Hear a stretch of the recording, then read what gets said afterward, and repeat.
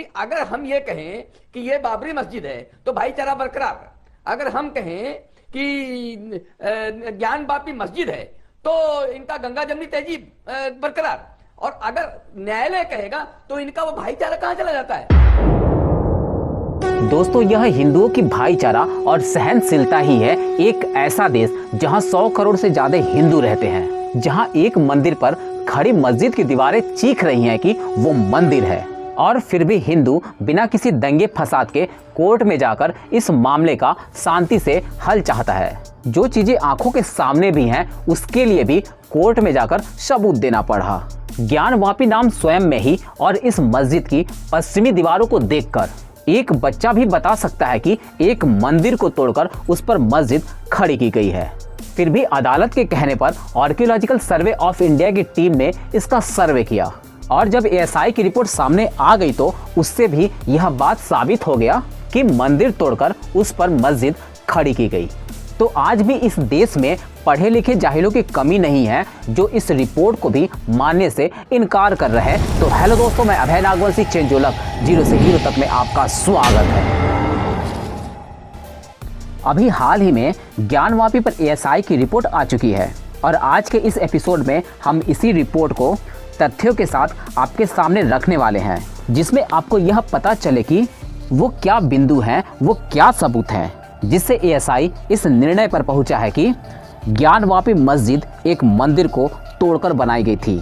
इस रिपोर्ट के अलावा और भी ढेरों साक्ष्य आपके सामने रखेंगे, और ज्ञानवापी इतिहास को भी हम जानने की पूरी कोशिश करेंगे।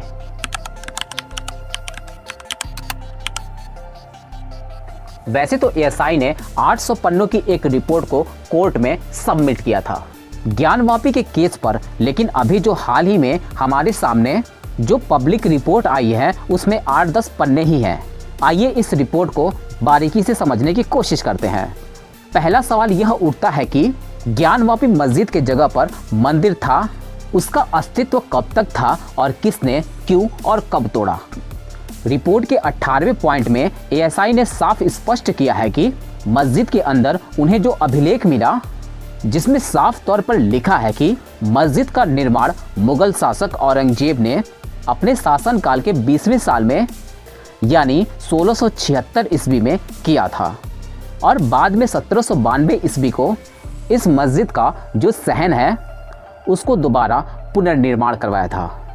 अब यहाँ ध्यान देने वाली बात यह है कि एएसआई ने भी कंफर्म किया है कि जब उन्होंने 1965 और 66 में इस मस्जिद का सर्वे किया था तभी शिलालेख को रिकॉर्ड कर लिया गया था, और जब अभी सर्वे किया गया तो पाया गया कि उस शिलालेख पर जो बातें लिखी गई थी उसे मिटाने की पूरी कोशिश की गई है, यानी सोच समझकर इस सबूत को मिटाने की पूरी कोशिश की गई।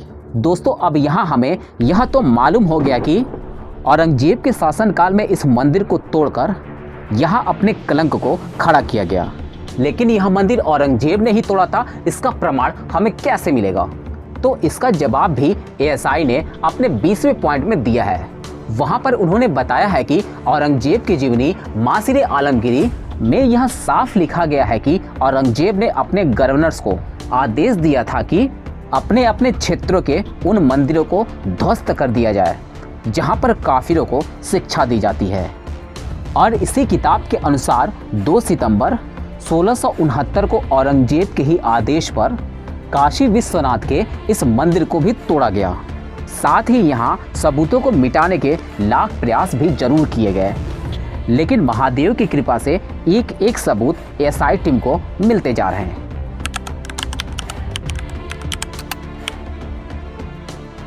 आप इस रिपोर्ट के 17वें पॉइंट को पढ़ेंगे तो यहाँ पर एएसआई को हिंदू मंदिर होने के कई साक्ष्य मिले हैं। उन्होंने वहां पर बताया है कि 34 ऐसे अभिलेख मिले हैं जो कि देवनागरी ग्रंथ, तेलुगु और कन्नड़ भाषा में लिपिबद्ध हैं। और इसमें सबसे बड़ी बात यह है कि इन अभिलेखों में भगवान शिव के अन्य नाम जैसे जनार्दन, रुद्र, ओमेश्वर, यह सभी नाम भी देखने को मिलते हैं। साथ ही उन अभिलेखों में हमें मुक्ति मंडप का भी नाम बार बार मिलता है। और आपको पता होगा कि मंडप एक मंदिर का मुख्य भाग होता है। दोस्तों अभिलेखों में केवल हिंदू देवी देवताओं के नाम ही नहीं मिले हैं, बल्कि आगे जब और भी सर्वे किया गया तो यह पाया गया कि मस्जिद का निर्माण जो पुराने मंदिर को तोड़ा गया था उन्हीं के हिस्सों का इस्तेमाल करके किया गया है। इस विषय में रिपोर्ट के 16वें पॉइंट में बताया गया है कि जहां पर पिलर्स की साइंटिफिक रिसर्च हुई तो पाया गया कि यह पिलर्स पुराने ही मंदिर के हिस्सा थे। मंदिरों के जो स्तंभ होते हैं उस पर बहुत सारी आकृतियां होती हैं जो हिंदू दर्शनों पर आधारित होते हैं, जैसे कमल, शंख, घंटे, त्रिशूल, और उन्हीं स्तंभों का इस्तेमाल मस्जिद में भी हुआ।